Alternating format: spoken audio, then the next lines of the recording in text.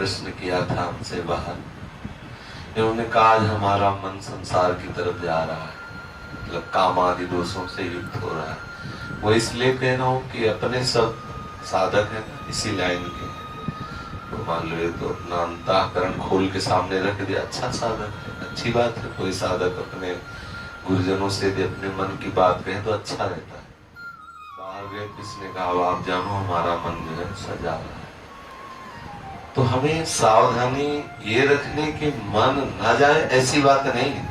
मन तो जाएगा, जब तक पूर्ण रूप से पवित्र नहीं हो जाता तब तक मन संसार की तरफ जाएगा। संसार की तरफ जाए तो जाने दे, विचलित ना हो। मन जाए तो जाने दो, चाहे जितनी उड़ान भरे मन बिना तन के कुछ कर नहीं सकता।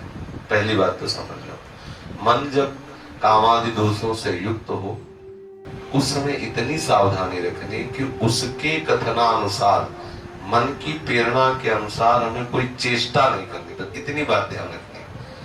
और इस समय ऐसी स्थिति में एकांत सेवन न करें, सदैव संतों के बीच में रहे, क्योंकि एकांत में होने पर मन हावी हो सकता है। नए बच्चे, नए साधक, मन पूर्वकृत किए हुए कर्म का स्मरण कराता है और उस सुख की तृष्णा प्रकट करके विवश करता है संसार की तरफ। साधक को चाहिए उस समय उदासीन होकर के नाम सुमिरन करे। यदि नाम सुमिरन न मन बन पावे, मन है उद्दंडता कर रहा है, तो बस इतना देखता रहे कि मन के अनुसार क्रिया न बनने पावे। वो थोड़ी देर के लिए आएगा, ये बराबर स्थिति नहीं रहती। जैसे भजन की कभी कभी ऐसी रसमय स्थिति आती कि लगता है काम बन गया, लेकिन वो बराबर नहीं रहती, वो फिर हट जाती है। ऐसे ही जब हमारा मन गंदा भाव अंदर प्रकट करके विचलित करता है, तो उस समय सबसे पहले धैर्य साधक को यह रखना चाहिए कि स्थायी वृत्ति नहीं है, आई हुई है चली जाएगी, घबराने की जरूरत नहीं, एकदम तन्मय होने की जरूरत नहीं कि हाय हमारा मन वैसे दोष से युक्त हो गया, अब क्या होगा, कुछ नहीं। कभी गर्म हवा चलती, कभी ठंडी हवा चलती, आ गया है कामादि दोष मन में आ गए, संस्कारवश, स्वभाववश, संगवश, भोजन, कहीं न कहीं कोई त्रुटि होती है, कहीं न कहीं प्रमाद होता है, ऐसी वृत्ति आया चला जाए। उसके प्रति इतना महत्व न रखे कि आया मच जाए हृदय में। अगर उसके प्रति तन्मयता करोगे तो क्लेश का अनुभव होगा। तो हमें ये सावधान रहना है कि उसके अनुसार क्रिया न हो और उसके प्रति कोई महत्व बुद्धि न दे। भयभीत होने की इसलिए जरूरत नहीं कि मन में इतनी सामर्थ्य नहीं है कि वो क्रिया के बिना हमें नष्ट कर दे, उसमें इतनी सामर्थ्य नहीं। क्रिया होने न पाए इसलिए साधु समाज में रहे, संतों के संग में, साधकों के बीच में रहे, तो क्रिया बनने नहीं, और क्रिया ना बनी तो मन धीरे धीरे धीरे वो अमना होने लगता है। जिस भाव के लिए मन प्रेरित करे उसको वो भाव ना मिले तो धीरे धीरे मन का मन पर नष्ट होने लगता है। जिस सत्ता के कारण मन कहा जाता है, मतलब संकल्प, भोगों का संकल्प ही मन का जीवित रहना है, भोगों से निसंकल्पित हो जाना ही मन का मर जाना है। तो जब हमारे मन में भोगों का संकल्प बने और उसको पूरा ना होने दे तो मन मरने लगता है, मन अमना होने लगता है। इस स्थिति को सहना ही तपस्या है।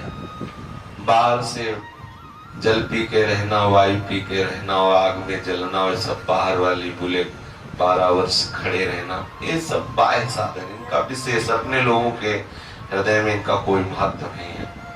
वास्तविक तपस्या क्या है? जब हमारा मन प्रतिकूलता का चिंतन करा के जलाता है, उस समय साधक को विचलित नहीं होना चाहिए, आनंदित होना चाहिए, उस समय प्रभु के चिंतन में मगन होना चाहिए, या धैर्य पूर्वक उस जलन को सह जाना चाहिए। वही महात्मा है, वही इस महारस का अनुभव कर सकता है। विचलित होने की जरूरत नहीं, बिल्कुल विचलित होने की जरूरत नहीं। सबके हृदय में ऐसे भाव आते हैं, धीरे धीरे सबके ठीक हो जाते हैं। भगवान नारद जी ने भी प्रेमा भक्ति का जो सूत्र वर्णन करते हैं उसमें लिखा है कि पहले कामादि दोष तरंग की तरह आते हैं, समुद्र। अगर हम उनका जो तरंग की तरह उदय हो रहे हैं उनका चिंतन करके वैसी क्रिया ना करें तो तरंग उठी खत्म हो जाएगी। और यदि आपने कहीं क्रिया कर दिया उसके अनुसार तो वही तरंग समुद्र बन जाएगी, फिर पार होना बड़ा कठिन।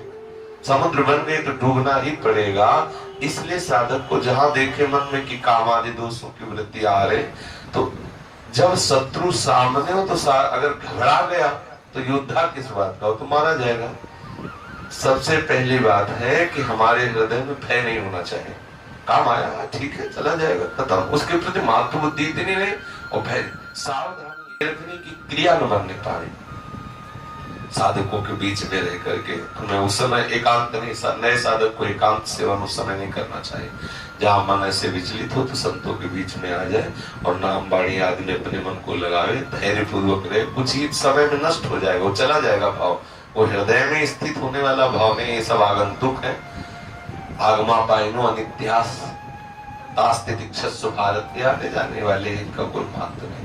अब इतना घबरा गया कि कहता है तुम ही संभालो नहीं तो गई गाड़ी। इतना थोड़ी घबराने की जरूरत, कोई बहुत बड़ी बात कोई तुम्हारे हृदय में थोड़ी, तो सबके हृदय में वृत्तियां आती सब।